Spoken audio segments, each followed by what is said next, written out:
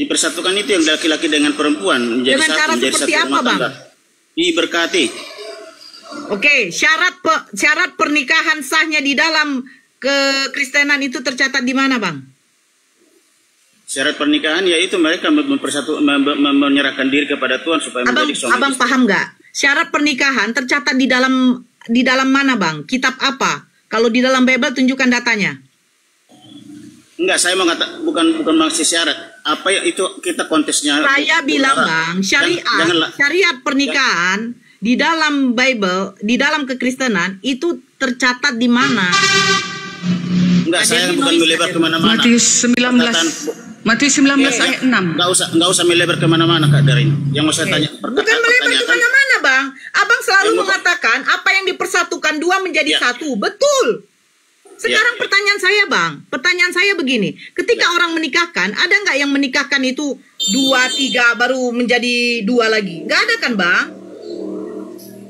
Nah justru itulah pengajaran di Kristen yang 3 menjadi Nah 1. sekarang tunjukkan saya tidak boleh menikah lebih dari 1. Ya itu tadi standarnya kan kalau Kak Nora mengatakan itu 3 menjadi 1, saya lumrah. Tidak boleh diceraikan oleh manusia. Pertanyaan saya, di mana konsep poligami bercerai? Tidak ada. Ya udah, sekarang tunjukkan data sama saya. Di dalam kekristenan dilarang berpoligami. Ya itu tadi standarnya. Apa nih persatukan Tuhan? Gak bisa, Bang. Apa yang berarti dipersatukan Tuhan tidak boleh diceraikan manusia. Sementara poligami nggak bercerai, Bang. Berarti poligami itu dipersatukan juga? Poligami itu dihalalkan, Bang. Perempuan dihalalkan, Bang. Pernikahan. Bukan dipersatukan begitu saja. Sekarang saya tanya. Oke, sepasang laki-laki dengan perempuan, sepasang manusia ini, bagaimana caranya dipersatukan? Ya tadi saya bilang, mereka mengambil janji untuk menikah menjadi Gimana satu. datanya? Kalau dipersatukan itu adalah mengambil janji. Ayo tunjukkan. Saya lupa ayatnya, dikatakan begini. Sebab Bang, engkau bukan di mana datanya yang dipersatukan? Coba dicari saudara Kristen apa? Bang, Dan dikatakan, Abang, kalau mau mengapakan ke saya, hati-hati. Abang harus penuh dengan data. Saya mau tanya begini. Saya kalau kayak begini saya tidak akan mau. Karena Anda tadi mau menanggapi saya. Ya. Apa yang dipersatukan Tuhan tidak boleh diceraikan oleh manusia? Betul. Pertanyaan saya otomatis begini. Yang dipersatukan Tuhan itu seperti apa? Yang mereka mengikat janji di dalam Tuhan untuk menikah. Mana datanya? Arti persatuan dipersatukan itu adalah mengikat janji. Tunjukkan. Yang mereka data itu tidak ada, mungkin saya kalau tidak ada, kenapa Anda mengatakan bahwa konsep poligami itu salah? Nah sekarang mau saya tanya, yang 3 itu dipersatukan Abang enggak? Tadi bilang jangan lari-larikan dulu. Apa yang dipersatukan Tuhan tidak boleh diceraikan oleh manusia. Nah, Nora. Definisi dipersatukan, Bang. Saya mau ke Kak Derni tadi. Makanya saya bilang Anda kalau memotong saya jadi blur. Kak Nora, nah tadi yang saya kutip. Ini aja deh. Kau tunjukkan data sama saya, Bang. Dipersatukan Tuhan itu dengan cara pemberkatan nikah. Itu di mana? Aku aja lah, Bang. Aku. Udah. Sebentar, ini aja. Sebentar, sekali lagi. Saya mau tanya, menurut Kak Nora yang dipersatukan itu, apakah itu yang 3 menjadi 1? Kami tidak ada dikatakan dipersatukan, Bang. Kan Kakak Nora tadi mengambil ayat Alkitab. Maka saya akan jawab dengan ayat standar kenapa mengambil data Bible? Karena kalian selalu mengatakan dipersatukan Tuhan tidak boleh diceraikan manusia. Sementara konsep poligami nggak bercerai, Bang. Kalau tetap ngotot yang dipersatukan, sekarang tunjukkan data. Saya minta data yang tertulis letterlek. Di situ tertulis dipersatukan Tuhan dengan cara pemberkatan. Yang tidak boleh menikah lebih dari satu perempuan. Tadi kakak sudah narasikan kan apa yang dipersatukan Tuhan tidak boleh diceraikan manusia. Anda diam aja lah kalau gitu. Anda aku aja, biar ada di dasarnya. Udah aku ya. Ini Nora, dengar. Tadi kan sudah kita baca di dalam saya tanggapi dulu yang Kak Derni punya dong. Oh, siapa? Saya tanggapi dulu. Oke, silakan. Sejarnis. Nah, tadi Kak Derni membawa 1 Timotius. Itu katanya omongan Yesus. Sementara Yesus tidak pernah ketemu dengan Timotius, Kak. Timotius itu adalah, kakak tahu kan Timotius itu siapa? Timotius itu adalah mentornya dari Paulus. Dia sejaman dengan Paulus. Paulus tidak sejaman dengan Yesus. Paulus tidak pernah bertemu langsung fisik dengan Yesus. Bagaimana mungkin Yesus yang berkata-kata di dalam Timotius? Tadi yang kakak tunjukkan, saya sudah katakan, syarat untuk menjadi penilik jemaat. Dan kakak mengatakan, kami inilah meniru apa yang dilakukan penilik jemaat. Nah, Saya sudah tunjukkan tadi, di dalam Al-Quran, baginda Rasulullah itu menjadi suri tauladan bagi kami. Tapi kenapa kamu tidak menikah kenapa kalian dibatasi hanya 4 istri? Karena ada kekhususan bagi para nabi-nabi. Sehingga turunlah ayat, tidak boleh kami menikah, tidak boleh laki-laki Islam menikah lebih dari 4. Karena apa? Karena itu sudah ada, itu adalah perintah. Yang sekarang kita kaji di sini adalah perintah, Kak Derni. Kalau kakak membuka Timotius, Kolose, Kisah Para Rasul, penulisan-penulisan dari Paulus, saya ingin minta, ya, saya ingin minta penulisan itu langsung di cross check oleh Yesus sendiri. Bahkan Yesus sendiri aja tidak menikah. Bagaimana mungkin Yesus mau mengatur soal pernikahan, dia tidak menikah? Bagaimana mungkin baginda Rasulullah mau mengajarkan keadilan bagi istri-istri kalau kamu berpoligami sementara beliau tidak pernah berpoligami? Itu maksudnya, Kak Derni. Tolong kalau Anda mau menjelaskan pernyataan Yesus tentang pernikahan, tunjukkan datanya. Bahkan ya, murid Yesus, sebentar dulu Kak Derni. Bahkan murid Yesus yang 12 orang itu tidak pernah tercatatkan di sini mereka menikah. Nggak pernah. Bahkan tertulis di dalam Matius berapa itu? Nanti saya cari ya. Kak Denny nanti pas ngomong saya cari. Yesus sendiri aja menjanjikan bagi yang meninggalkan segala sesuatu demi mengerjakan atau mengikuti Yesus, kalian dijanjikan 100 kali lipat harta, 100 kali lipat anak, bahkan 100 kali lipat istri. Saya akan tunjukkan datanya bahwa di KJV di situ disebutkan istri perempuan. Nah, silakan. Tanggapi. Baiklah. Saya minta data di mana Yesus mengklaim ya, tidak boleh berpoligami. Di mana Elohim mengklaim nih, Maleakhi 2 ayat 15. Loh, tadi yang ditunjukkan sama blender perjanjian lama. Ya. Ini kan perkataan firman. Ini kan firman perkataan. Betul. Maksud saya yang ditunjukkan blender tadi itu perjanjian lama boleh? Keluaran. Poligami? Keluaran. Ya, tapi di sini boleh. juga dikatakan tidak boleh bercerai dengan ya. Jangan orang tidak setia dengan istri masa mudanya, ya. Ayat 16, sebab aku membenci perceraian, firman Tuhan Allah Israel, juga orang yang menutupi pakaiannya dengan kekerasan. Firman Tuhan semesta alam, maka janganlah dirimu, jagalah dirimu dan janganlah berkhianat, ya. Itu dikatakan di dalam perjanjian lama. Tetapi di perjanjian baru, itulah tadi perkataan Timotius, yaitu rasul, termasuk dia santo di abad pertama, ya.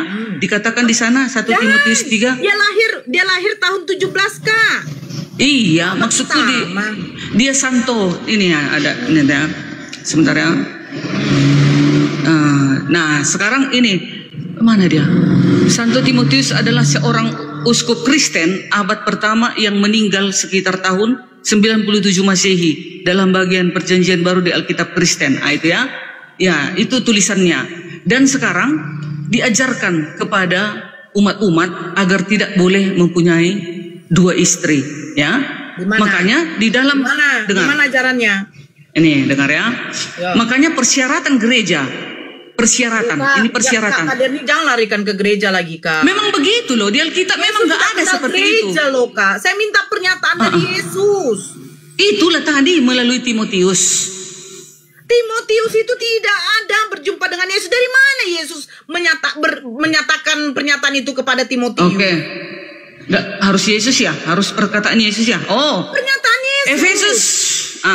Efesus 5 ayat 22.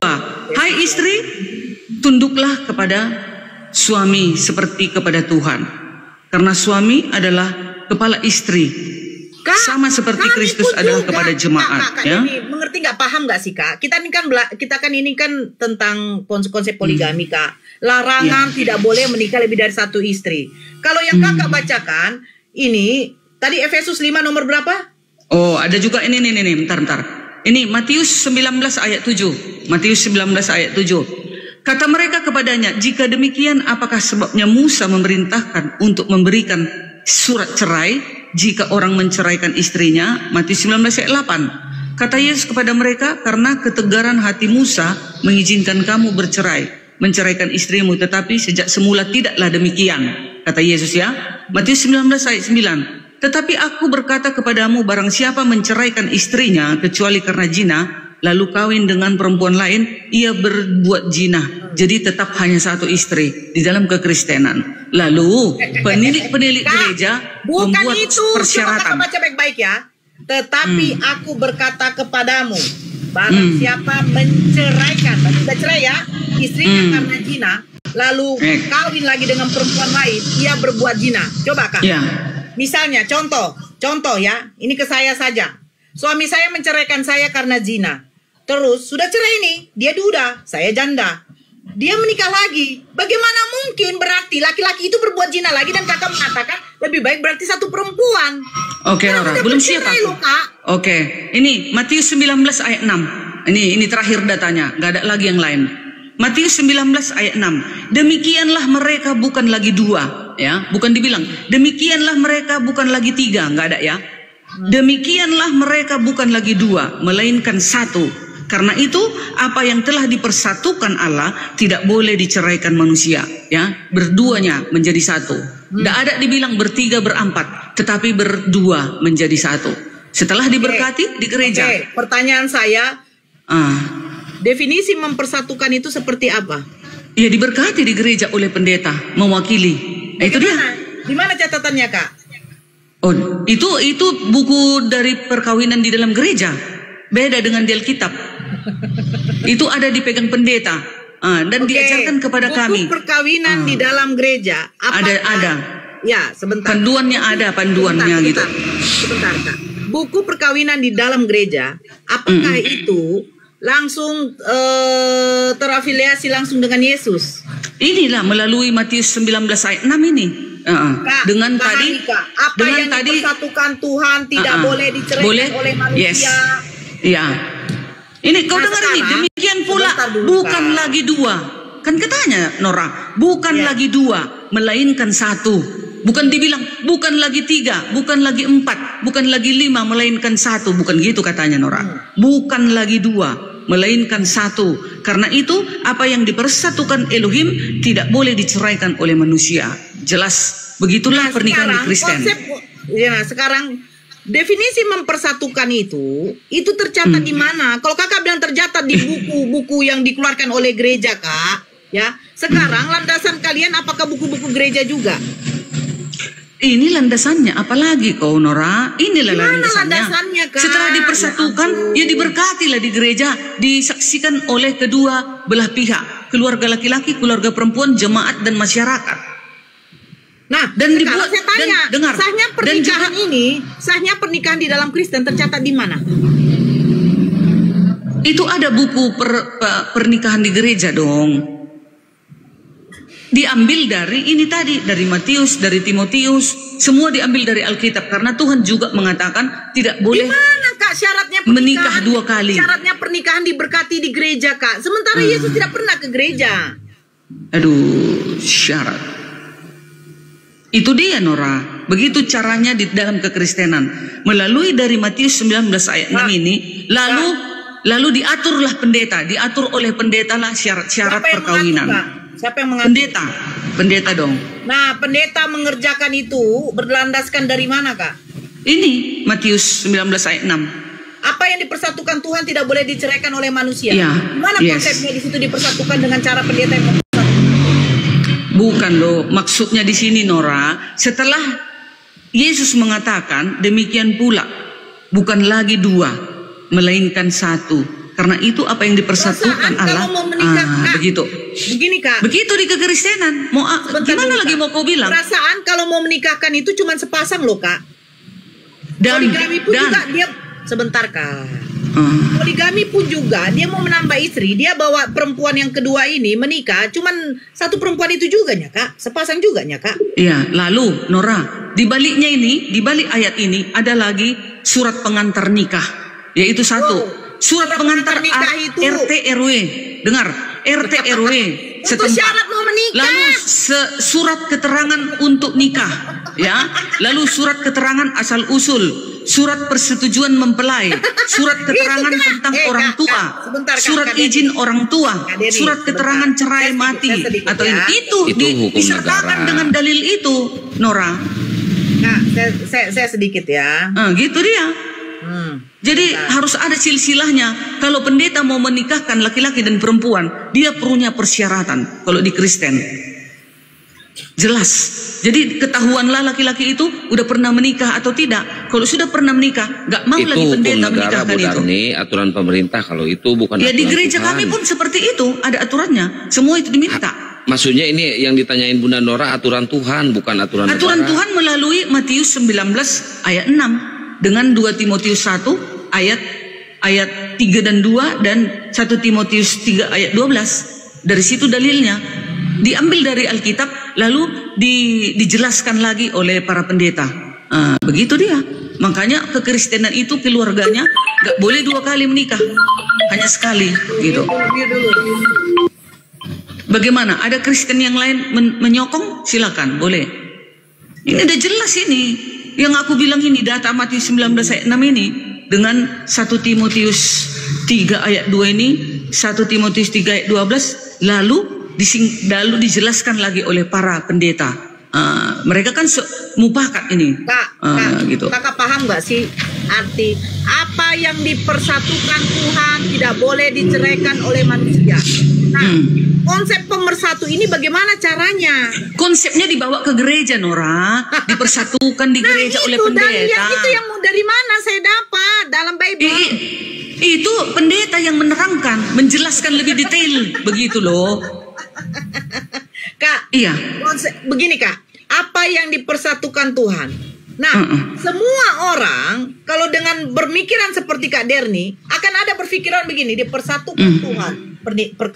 Apakah dengan pernikahan atau cuma perkawinan saja boleh? Pernikahan di gereja.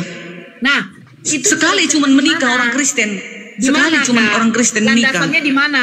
Itulah di dalam gereja itu landasannya. Nah, itu di mana kalau di dalam Bible? Saya pengen di dalam Bible hanya mengambil dari perkataan Yesus ini. Kalau sudah dikatakan nggak boleh bercerai, baru pendeta menerangkan lebih tegas. Poligami juga nggak bercerai, Kak. Poligami kan bisa kawin lagi, disahkan oleh para petingginya. Kalau di Kristen nggak boleh, pendeta pun nggak berani mensahkan kalau udah kawin lagi. Di mana larangan? Kalau di Kristen nggak boleh. Di mana larangannya, Kak? Ini tadi, demikian mereka sudah menjadi 2, menjadi 1. Yang 2 ini menjadi 1. Poligami juga menikahi juga satu istri lagi. Bukan ya, tapi itu di luar dari ajaran kekristenan. Gak berani pendeta memberkati itu. Tidak boleh berpoligami. Kalau sudah tidak boleh bercerai kan gak boleh berpoligami, Nora. Poligami juga gak bercerai, kakakku. Kalau sudah menikah 2 kali sudah bercerai itu, Nora? Tidak ada. Ada rupanya mau perempuan mau kawin 2 kali suaminya. Kak, ada. Sekarang masalahnya bukan dari hati si perempuan, Kak. Masalahnya di mana data tidak boleh berpoligami menambah. Karena poligami itu menambah, Kak, bukan diceraikan. Nah, ketika laki-laki ini menambah, kan cuma 1 perempuan lagi yang mau ditambah, bukan 3 atau 4. Ketika mau dinikahkan oleh penghulu, kan yang dinikahkan ini sepasang, Kak, bukan 2 pasang. Dengar, ini lagi ayat. Tadi kan data yang kutunjukkan kan boleh berpoligami tuh. Itu di perjanjian lama. Anjuran berpoligami tadi itu data yang itu pun bukan perintah Elohim itu. Begini, si Blender, coba Blender yang lanjut dulu. Ini kebetulan saya ada urusan mengurus apa dulu. Makanya saya mau keluar ya Kak Denny ya. Saya tapi standby ya. Yes. Ya, sebelum ke Bang Blender, ini ada Bang Roma juga. Selamat pagi Bang Roma. Jadi gini Bu Darni mungkin belum paham. Ya. Selamat pagi, assalamualaikum. Ya, pagi. Saudaraku sebangsa setanah. Ya, saya mau jelasin ke Bu Darni dulu ya. Bu Darni, artinya poligami di sini, saya nih misalkan punya istri Bu Darni ya, punya istri Bu Darni. Terus saya mau nambah lagi nih ke Bunda Nora. Bukan artinya Bu Darni saya ceraikan dulu, terus nikah sama Bunda Nora, enggak. Enggak Bu Darni, nikah aja, tapi atas persetujuan dari Bu Darni.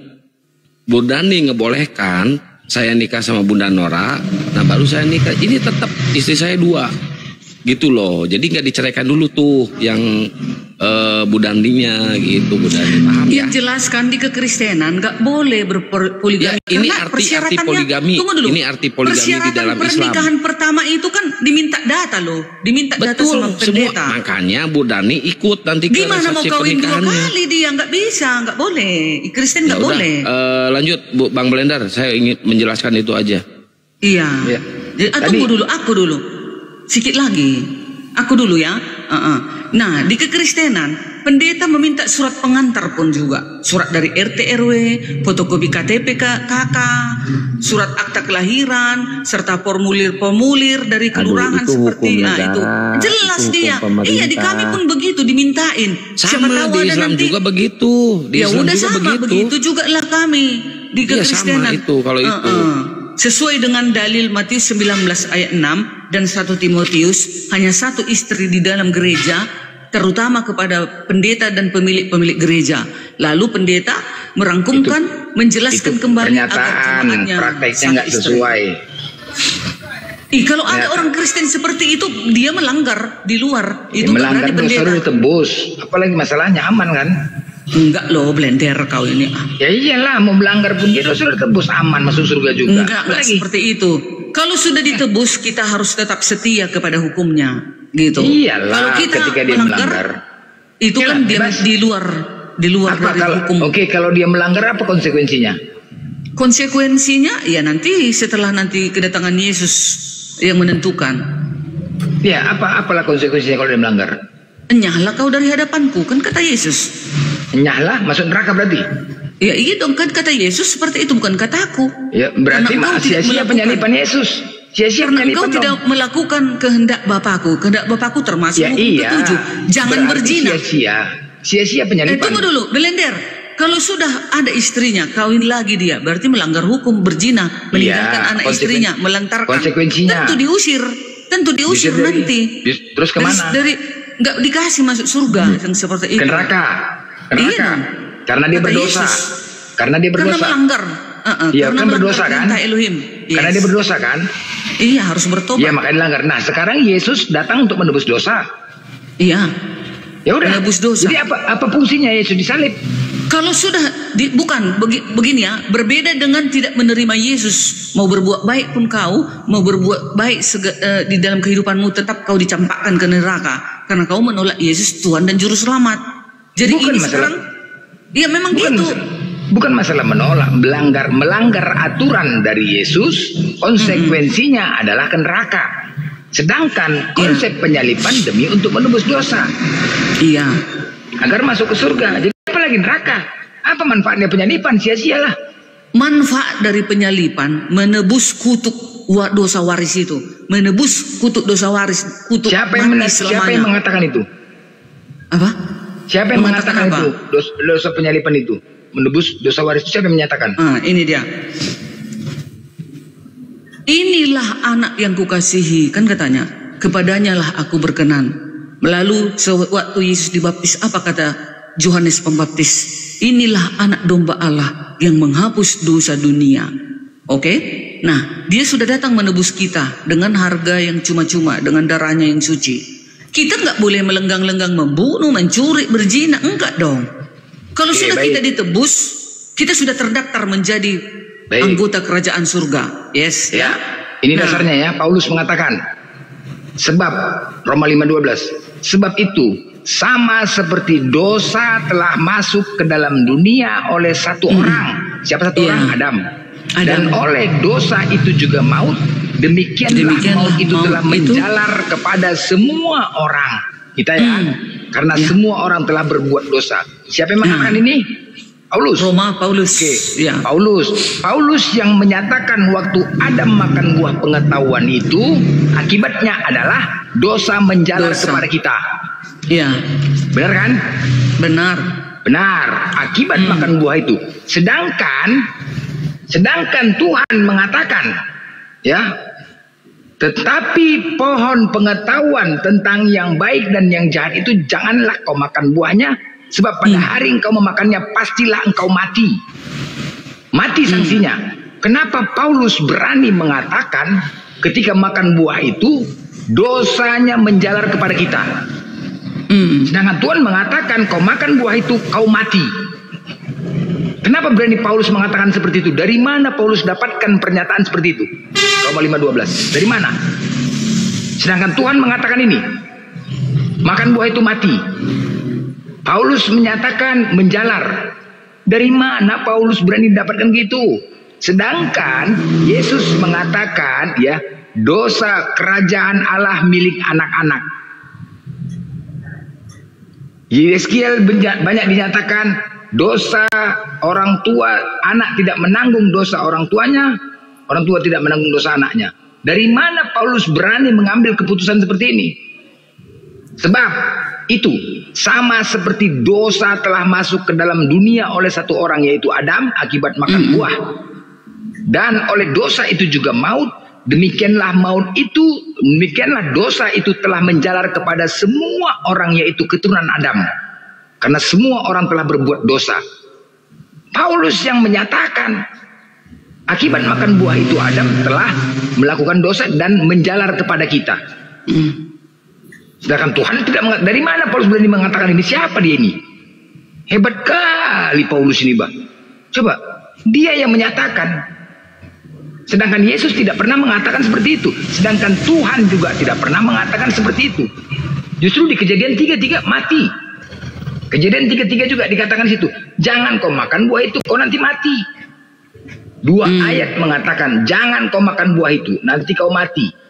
Nah, Kejadian 3:3-nya, konsekuensinya. Tetapi tentang buah pohon yang ada di tengah-tengah taman, Allah berfirman, jangan kau makan ataupun raba buah itu, nanti kau mati.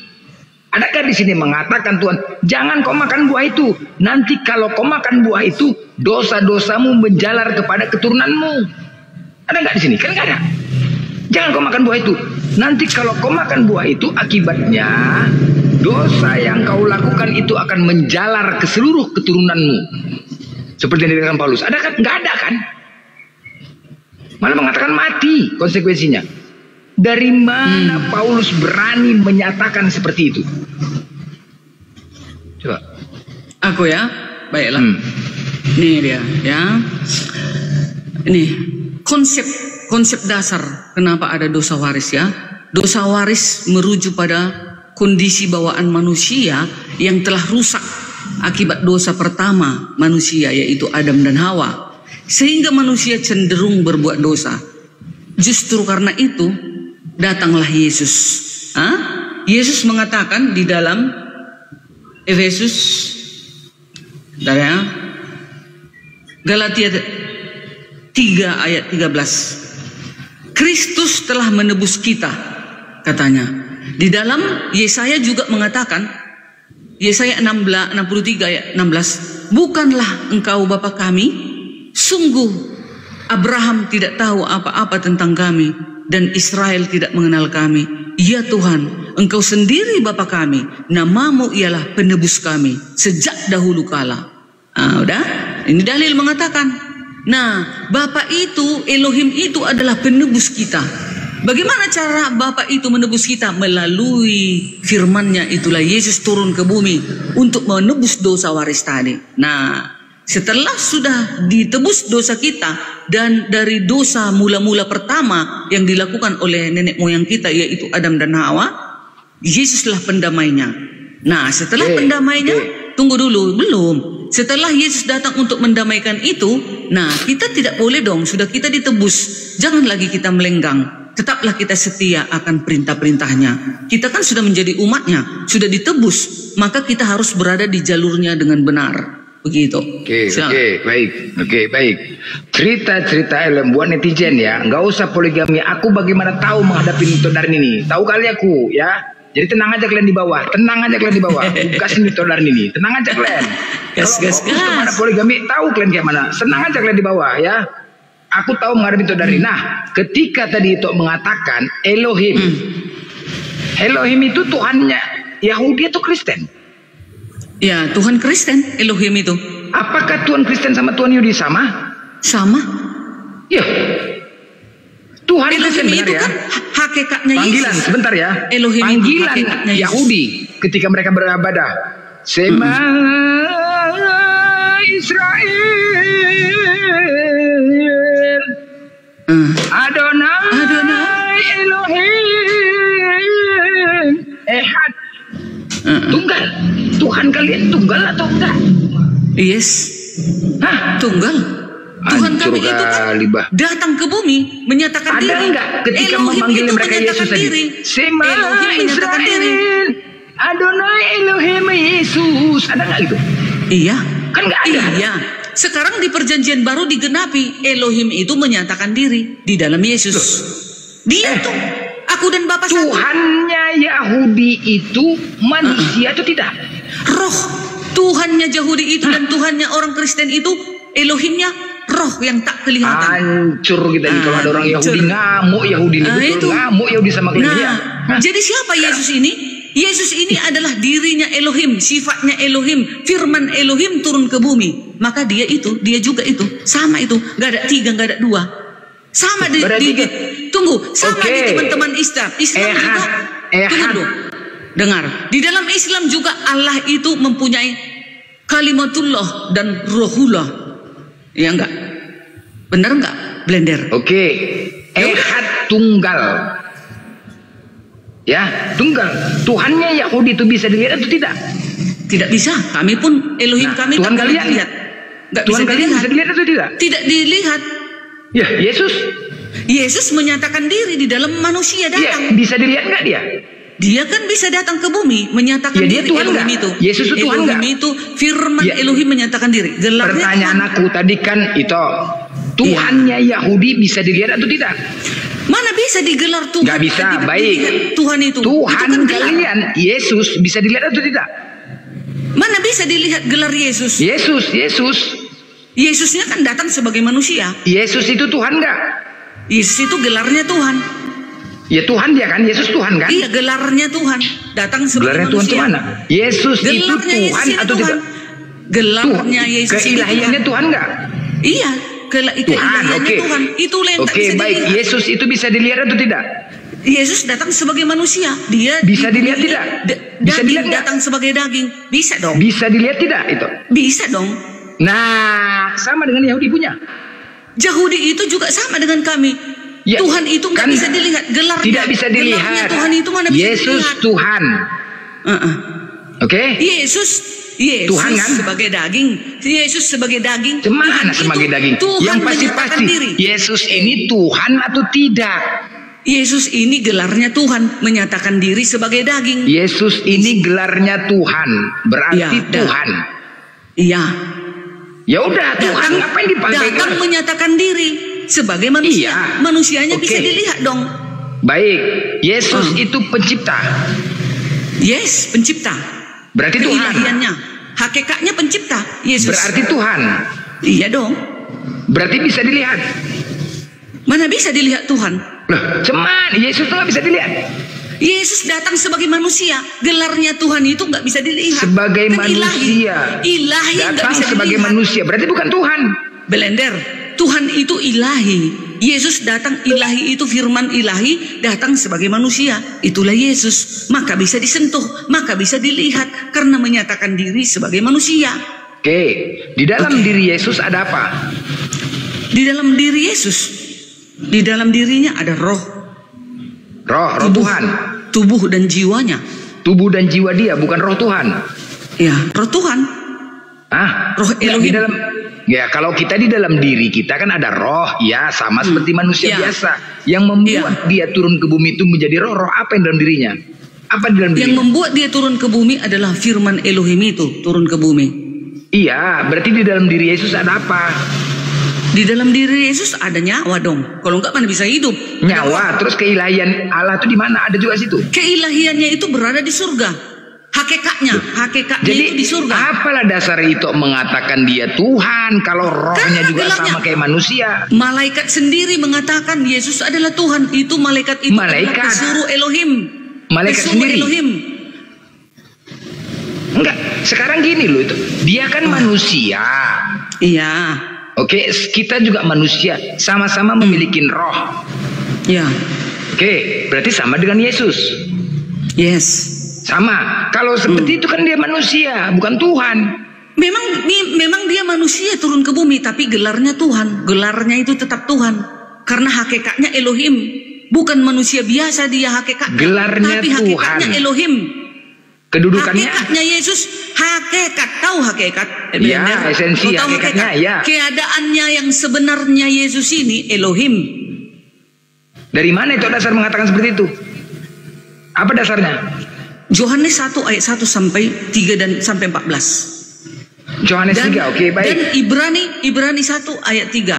Yesus adalah wujud dari Elohim di bumi. Baik. Yohanes 17:3. Inilah hidup yang kekal, yaitu bahwa mereka mengenal Engkau satu-satunya Allah. Yes. Yesus memperkenalkan hanya satu Allah, benar? Benar kali. Dan mengenal Yesus Kristus yang telah Engkau utus. Yesus menyatakan dirinya utusan. Betul sekali. Betul ya? Yesus menyatakan utusan. Apakah utusan itu bisa dikatakan Tuhan? Kau tahu utusan yang mana maksudnya Yesus ini? Bagaimana pertanyaannya, dikatakan apakah utusan? yang namanya utusan bisa dikatakan Tuhan? Utusan itu, aku mengutus aku kepadamu. Ya. Itu kata Elohim. Pertanyaannya, utusan itu aku apakah mengutus Tuhan? aku kepadamu. Itulah keberadaan Iya, Yesus. baik. Berarti dia bukan utusan seperti nabi-nabi yang lain. Nah, bukan. utusan ini apakah bisa dikatakan Tuhan? Utusan yang dimaksud dengan Yesus ini adalah dirinya Elohim turun ke bumi, bukan utusan seperti nabi-nabi yang lain. Baik. Nah, kalau begitu, dia nyatakan Allah telah mengutus Tuhan. Elohim telah mengutus firman-Nya, sifatnya, dirinya. Di sini nggak ada Elohim, Allah turun di ke sini. bumi. Nah, itulah Yesus ini. Di sini nggak ada Elohim, Allah. Inilah hidup yang kekal. Firman itu telah menjadi manusia. Itulah firman Yesus. Udah pindah sekarang itu. Jangan lagi bicara firman. Ini turun ke bumi firman itu. Itulah Yesus. Ini firman udah pindah itu. Ini sekarang bicara ini nggak ada urusan firman. Inilah hidup yang kekal, yaitu bahwa mereka mengenal Engkau satu-satunya Allah yang benar. Yes. Allah yang benar itu siapa? Allah yang benar itu siapa? Allah yang benar itu adalah bumi. Ya, hakikatnya Yesus. Itulah pencipta langit dan bumi. Dari mana dia hakikatnya Yesus? Dari mana? Memang itu dia. Memang Yesus. Di mana itu mengatakan hakikatnya Yesus? Yesus firman Elohim, bagian daripada Elohim dia. Jadi hakikatnya firman itu siapa? Hakikatnya firman itu Elohim. Oke, sebentar. Asyik firman-firman saja dari tadi ya. Aku udah firman. Memang itu bagian dari Elohim. Oke, sebentar. Kalian aja pun ada firman. Kalimatullah. Kalimatullah. Isa Al-Masih adalah kalimatullah. Isa Al-Masih adalah Rohullah. Slow. Begitulah Yesus turun ke bumi. Sekarang ya, kitab terbaru dari LAI TB2 ya, terbaru 2023 terbitan, Yohanes 1 ayat 1, bukan firman lagi. Baca. Pada mulanya sebelum dunia dijadikan sabda, sudah ada. Sabda adalah bersama Allah dan sabda sama dengan Allah. Ya udah, sama saja itu. Sabda sama firman, pindah firman ya. Sabda itu firman, sabda itu firman. Sabdanya pada mulanya bersama-sama dengan Elohim. Yohanes 1:14. Kalian aja yang botol. Udah pecat. Oke. Yohanes 1:14. Sabda sudah menjadi manusia. Ia tinggal di antara kita dan kita. Sabda mana firmannya? Mana firman? Firman itu sabda. Firman mana? itu sabda. Dari mana sabda? Sabda firman itu firman. Itu Sabda itu perkataan Elohim. Perkataan siapa? Sabda itu perkataan Elohim. Firman itu perkataan Elohim. Sabda itu perkataan Nabi. Oh, kita buktikan itu ya. Sabda perkataan Nabi. Memang iya mewakili utusannya. Sabdanya Elohim itu diteruskan oleh Nabi. Betul itu. Ada yang salah di situ? Ya, nggak ada. Sabda udah itu Nabi. Berarti jadi udah turun sabda derajatnya. itu firman. Biar kau tahu itu peribahasanya saja berbeda. Sabda itu sama dengan firman, logos, sifat daripada Elohim. Biar kau tahu itu belanja. Jadi Tuhan bersabda. Iya dong. Kalau nggak bersabda dia bagaimana Tuhan mau bersabda. turun ke bumi pekabaran itu? Tuhan bersabda. Bersabda adalah Elohim. Berarti si firman nggak ada lagi ya. Sabda kita bahas ya. Sabda itu firman, samanya itu firman. Ya udahlah, ini kan tertulis sabda yang terbaru, ikut yang terbaru. Sama juga dengan logos firman itu, sabda itu. Sabda, telah si sabda. Logos itu, sabda itu telah menjadi manusia. Sabda sudah menjadi manusia ya. Ya, bukan firman lagi ya. Gampang gitu. Sabda sama firman sama enggak? Sabda sama firman serupa. Serupa, suka hati, nggak apa-apa. Kita sama itu ini nggak apa-apa. Ya, oke, baik, nggak ada masalah. Sabda sama firman itu bilang mengatakan sama, oke? Ya, ya. Bicara Paulus lagi. Filipi 35 disunat apa? Pada hari ke-8. Filipi 2 ayat 5, 3. Filipi 3. Apa? Kenapa disunat itu? pada hari ke-8. Siapa disunat nih? Iya. Filipi 3 nomor 5. Ini dibaca. 3 nomor 5. Siapa yang disunat ini? Disunat pada hari Yesus sebagai Yesus? manusia. Filipi disunat pada hari ke-8 dari bangsa Israel, dari suku Benyamin, ya bangsa Israel pada saat itu. Ya, siapa ini? Yang mengatakan ini siapa? Paulus Filipi. Paulus ya, berarti Paulus disunat ya? Yes, ya. Oke, ya disunat deh ya. Yes. Paulus, baik, nggak apa-apa. Paulus disunat. Buka. Bentar. Paulus disunat. Kenapa dia disunat? Karena dia adalah sunat. Dulu. Sekarang kalian membela Paulus, membawa Paulus. Oke, baca ini. Aduh, nanti baca, katanya Galatia Paulus 5 nomor penyesat. 2. Paulus Bentar. penyesat, tapi bukunya di bawah. Ini dulu baca. Gimana sih kalian ini? Ini dulu baca. Galatia 5, aku tulis nomor dulu. 2. Galatia 5 nomor 2. Ini baca aja, baca. 2, ya sampai 6. Sesungguhnya aku Paulus berkata kepadamu, jikalau kamu menyunatkan dirimu, Kristus sama sekali tidak akan berguna bagimu. Sekali lagi, Serak. Kenapa ditukar? Kenapa dihinakan? Iya. Itu tadi. Tahu artinya itu apa? Ngerti artinya? Menyunatkan. Ngerti. Nah, jikalau kamu menyunatkan dirimu, sedangkan Paulus tadi disunat, Kristus sama sekali tidak akan berguna bagimu. Iya. Jadi, udah? Kau teruskan dulu, biar aku. Nah, baca teruskanlah. Teruskanlah.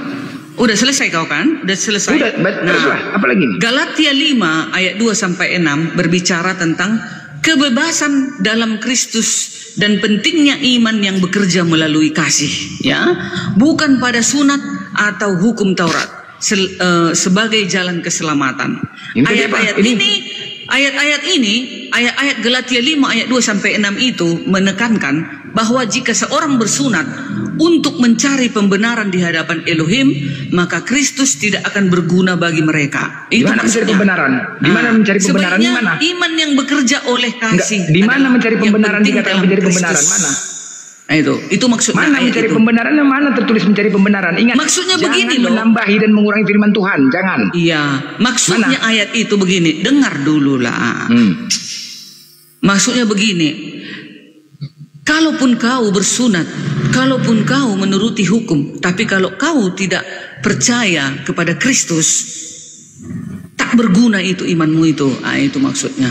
Jadi kau sudah menerima Yesus Kristus sebagai Tuhan dan Juru Selamatmu, dan beri dirimu dibaptis dan terimalah hukum itu. Begitu maksudnya. Itu artinya. Paulus mengatakan, jikalau kamu menyunatkan dirimu, Kristus sama sekali tidak akan berguna bagimu. Sedangkan Paulus sendiri sunat. Yesus sunat. Iya. Betul. Berarti Paulus tidak mendapatkan Kristus. Bukan begitu itu artinya. Jadi gimana ini kan? Dengar.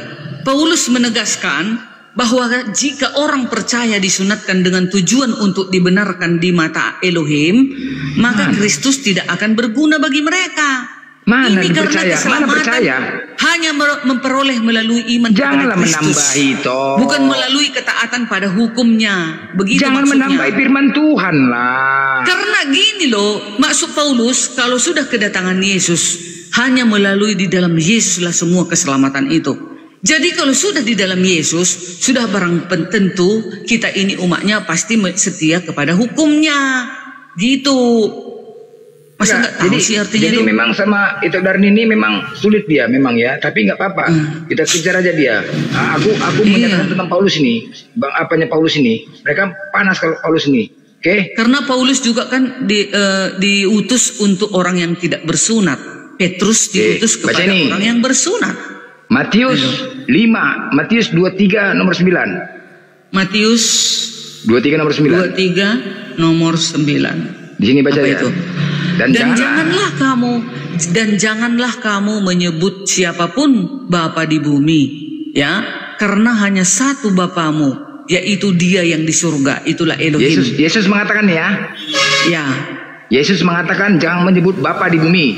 Iya, hanya betul. satu bapamu, yaitu Dia di surga. Benar? Iya, benar. Oke, benar. Tahu, ya. mau kau bawa kemana aku? Tahunya aku itu kecil yang menjatuhkan kau ini. Enggak, dulu.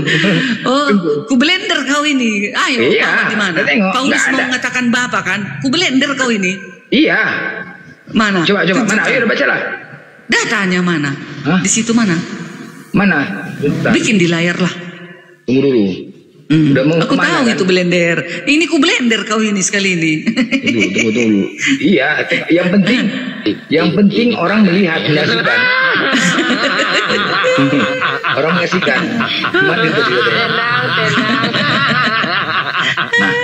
Nah, ini dia. Apa? Oke, baik. Aku baca ya, pelan-pelan. Ya. Sebab sekalipun kamu mempunyai beribu-ribu pendidik di dalam Kristus, kamu tidak mempunyai banyak bapa. Huruf kecil ya, mempunyai banyak bapa. Karena akulah yang dalam Kristus Yesus telah menjadi bapamu, bapa huruf kecil, oleh Injil yang kuberikan kepadamu. Maksudnya bapa di situ adalah pertua gereja, pemimpinmu. Nah, itu maksudnya. Karena ini bapa huruf kecil. Mana bapa gereja, mana sini? Bapak gereja. Mana tertulis bapa gereja? Mana tertulis bapa gereja? Belender. Bapak-bapak gereja huruf kecil itu bukan Elohim. Bapak-bapak gereja itu pemimpin gereja. Itu dapatkan bapak itu huruf dia. Kecil itu. Iya. Bapak-bapak gereja. Memang iya. Di dalam Alkitab itu bapak huruf besar itu ditujukan kepada Elohim. Oke, baik. Sementara bapak kecil itu untuk bapak-bapak gereja, pemimpin umat gitu. Bapak huruf besar huruf kecil tadi ya. Ya. Nah, ini mana ini? Apa? Dan jangan kamu menyebut siapapun bapa di bumi. Maksudnya jangan kamu menyebut bapa berhala. Ini bapak mana? Untuk bapak mana ini? Maksudnya bapak gini. Mana? Dan janganlah kamu menyebut siapapun bapa berhala di bumi. Bapak-bapak ini jangan kau sebut bapa. Maksudnya gini loh, berhala di bumi jangan kau sebut bapa, karena berhala itu kan huruf kecil. Ini parah nih. Ini bapak siapa maksudnya? Bapak siapa? Iya, maksud aku ini untuk ditujukan kepada bapak siapa ini? Bapak apa ini? Ini bapak kekal itu Elohim yang di surga. Bapak ini maksudnya berhala yang di bumi. Ya. Dan janganlah kamu menyebut siapapun bapa di bumi. Bapak apa ini? Bapak apa ini? Bapak yang di bumi itu berhala-berhala yang di bumi maksudnya. Loh, janganlah kamu menyebut Tuhan-Tuhan berhala. Maksudnya gini, janganlah kamu menyebut berhala-berhala di bumi itu Bapa di bumi ini. Tetapi hanya satu Bapamu, itulah Elohim yang di surga, Bapa. Satu Bapamu ya? Nggak boleh ya? Nggak boleh ya? Oke, baik. Yes. Tadi Paulus mengatakan apa? Itu kan bapak kecil, bapak-bapak gereja, pemimpin apa gereja beda bapak itu. kecil, bapak besar? Beda dong, bapak besar itu Elohim. Bapak huruf besar Elohim. Bapak huruf kecil pemimpin dari gereja. Mana kita dapatkan itu? Ya begitu, yang di dalam kekristenan. Dari mana narasi seperti itu? Bapak huruf besar Elohim, bapak huruf kecil. Dari mana itu datanya? Di mana datanya? Memang begitulah datanya dari mana itu dapatkan? Dari pengajaran para petinggi-petinggi. Pengajaran, bukan dari tertulis. Dari pengajaran ya, bukan dari tertulis ya. Begini loh, blender. Ya, nggak apa-apa. Kalau memang itu datanya didapatkan dari pengajaran, nggak ada masalah. Tidak ada tertulis ya. Iya. Berarti tidak maksudnya ada tertulis ini. ya. Begini blender, maksud ayat ini seperti yang kuucapkan tadi. Bapak yang di sini maksudnya tadi, akulah bapamu dibilang Paulus, akulah bapamu, bapak gereja, bapak pemimpin, guru. Akulah gurumu, bilang gitunya dia ini. Ya udah, bukan akulah Elohim. Berarti bukan dibilang, dengar, tunggu blender. Bukan dibilang Paulus akulah Elohim, bapak itu bukan begitu. Nggak apa-apa, berarti dari doktrin ya, bukan dari data ya. Nggak apa-apa. Ya, begitu. Itu dari doktrin. Pengajaran. Berarti dari pengajaran, bukan dari tertulis data. Oke, nggak ada masalah. Kita buat lagi. Matius 23:13. Celakalah kamu. 23 ayat 13. Di sini aja baca. Celakalah kamu. Celakalah kamu, hai ahli-ahli Taurat dan orang-orang Farisi. Hai kamu orang-orang munafik, karena kamu menutup pintu-pintu kerajaan surga di depan orang, sebab kamu sendiri tidak masuk dan kamu merintangi mereka yang berusaha untuk masuk. Nah, celakalah orang Farisi tidak masuk surga ya. Ahli Taurat dan ahli. Udah, stop sampai sini aja. Orang Farisi tidak masuk surga ya, dinyatakan Yesus. Enggak dong, karena mereka enggak sesuai. Ya ini apa kan? Iya betul. Iya betul itu, enggak masuk surga. Orang-orang ahli Taurat dan orang-orang Farisi, Yesus mengatakan mereka itu adalah munafik. Yes, benar. Ya, dan mereka telah menutup pintu-pintu kerajaan surga di depan orang. Iya, ya, betul. Mereka telah menyesatkan orang lain. Ya. Oke, dan mereka sendiri orang-orang Farisi dan ahli Taurat tidak masuk surga. Oke, sepakat ya? Orang-orang ahli Taurat sama itu kayak blender, memalsukan Alkitab. Ya suka hati lah, enggak ahli-ahli Taurat orang Farisi berarti tidak masuk surga, sepakat ya? Enggak, betul. Ya, oke, baik. Satu data ya. Tadi di sini apa? Siapa? Ini aku orang Farisi. Siapa ini berarti? Paulus, oke. Paulus ya, satu. Orang Farisi tadi menyatakan dia tidak masuk surga ya. Ya. Nah, bersera. Gampang jawabannya itu. Ini data ya, kuat. Ya, suka hati. Nih, Farisi. Ku tengok dulu. Oh, dapat. Terus dapat nih. Suka hati. Farisi. Ya. Nah, baca lagi nih. KPR 2. Ya, KPR 2 pada Paulus melihat bahwa sebagian dari anggota-anggota mahkamah itu terdiri dari orang-orang Saduki dan sebagian lagi terdiri dari orang-orang Farisi. Karena itu ia berkata kepada mahkamah itu, saudara-saudara, saya seorang Farisi, keturunan Farisi. Saya diadili di sini oleh sebab saya percaya bahwa orang-orang mati akan hidup kembali. Mana salah orang Farisi lagi ya? Mana Paulus menyatakan orang Farisi ya? Iya. Ya, jelas ya. Sedangkan tadi di Matius 23, Yesus mengatakan bahwasanya orang-orang Farisi tidak masuk surga. Betul. Berarti Paulus tidak masuk surga. Sekarang aku jawab. Sekarang aku ya. Nah, apa itu ciri-ciri orang Farisi? Mari kita ambil data. Apa lagi ciri-ciri orang Farisi? Matius. Mana? Ini di mana di sini? Masuknya dikatakan Yesus, waspadalah engkau kepada orang-orang Farisi. Orang Farisi yang bagaimana? Mana? Dia. Orang Farisi yang bagaimana? Ciri-ciri orang Farisi. Satu. Mana? Matius 6 ayat 5. Memamerkan kebaikan. Itulah disuruh Yesus waspada kepada orang Farisi itu. Memamerkan kebaikan. Suka berdoa di tempat umum untuk dilihat orang. Memamerkan perbuatan baik. Itu ciri-cirinya satu. Yang kedua, menuntun ketaatan pada hukum tanpa kasih. Matius 23 ayat 23. Yesus mencela mereka yang begitu ngotot. Ada nggak dinyatakan orang Farisi di situ? Iya, inilah ciri-ciri orang Farisi. Ini orang Farisi ini dengar. Orang Farisi adalah sebuah kelompok keagamaan dan sosial dalam agama Yahudi pada masa Bait Suci kedua, abad sebelum Masehi, abad ke-1 Masehi. Mereka dikenal karena penekanan mereka pada ketaatan hukum agama, baik hukum tertulis maupun hukum lisan yang diturunkan secara turun-temurun. Oke. Asal usul nama Farisi kemungkinan berasal dari bahasa Ibrani perus yang berarti terpisah atau terasingkan. Ini mungkin merujuk pada upaya mereka untuk memisahkan diri dari pengaruh luar dan mempertahankan kemurnian agama dan tradisi Yahudi. Kepercayaan dan ajaran kaum Farisi percaya pada adanya kebangkitan orang mati dan kehidupan setelah kematian. Nah, ini nih ya, bangkit dan mati. Mereka juga menekankan pentingnya hukum lisan, yaitu tradisi lisan yang diturunkan dari generasi ke generasi dan dianggap sama pentingnya dengan hukum tertulis Taurat.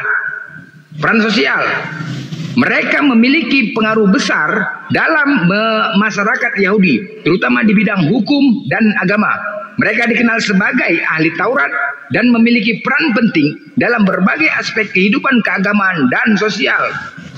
Hubungan dengan Yesus. Dalam perjanjian baru, kaum Farisi sering digambarkan sebagai tokoh yang berkonflik dengan Yesus. Jedar, ya.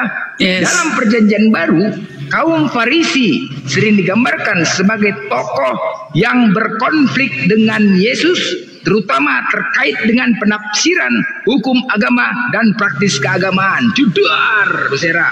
Jelas ya? Aku berkonflik dengan Yesus. Nah, aku ya. Lagi?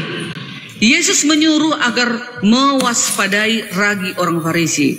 Ini bukan berarti mewaspadai semua orang Farisi, tetapi lebih kepada ajaran dan sikap munafik yang mereka tunjukkan. Mana ada pengecualian Farisi ini? Ada nggak? Titik. Aku dulu Belender. Nanti kau sangkal, udah.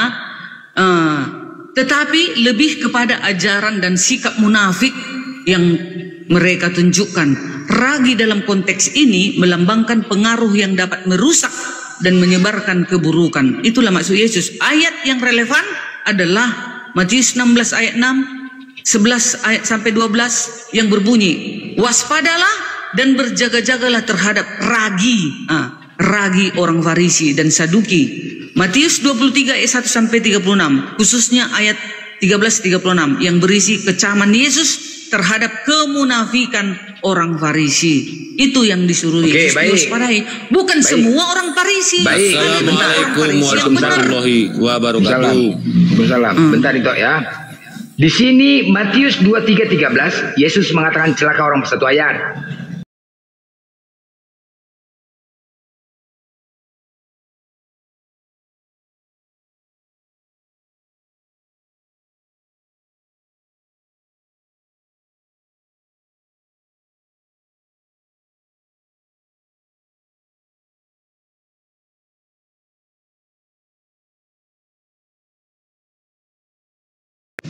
Titik. Orang-orang Farisi, titik.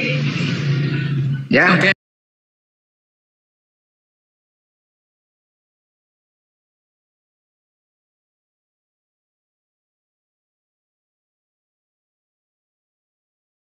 Farisi kecuali. Jelas ini. Dengan demikian, dengan demikian, yang perlu diwaspadai adalah ajaran dan sikap munafik dari sebagian orang Farisi. Mendengarkan perkataan Yesus bukan semua Farisi. Sekarang itu kita buktikan apakah Paulus itu bukan orang munafik. Kita buktikan apakah Paulus itu bukan orang munafik. Bentar, coba Anda baca dulu. Ini lagi hatu. Oke, lanjut. Itu sekarang kita tanya ya, Paulus sekarang itu mendengar perkataan Yesus atau Paulus? Iya, Yesus dong. Tapi kan dia salah menilai. Dengar dulu, ciri-ciri orang Farisi yang diwaspadai itu tadi. Dengar dulu. Tunggu dulu. Tadi satu kan aku bilang memamerkan kebaikan. Dua, menuntun ketaatan pada hukum. Di mana tertulis orang Farisi seperti itu cirinya? Mana tertulis? Matius berapa? Matius 23. Ada nggak dikatakan ciri-ciri orang Farisi gimana? Nah, itu maksudnya Yesus ada tertulis nggak? Ada tertulis nggak? Aduh, dengar. Nggak ada tertulis nggak ciri-ciri orang Farisi seperti ini? Ada tertulis nggak? Maksud Yesus siapa itu orang Farisi yang diwaspadai? Tertulis itu? Ini dia ciri-ciri yang diwaspadai. Iya, dari mana itu tahu mengatakan ciri-ciri orang?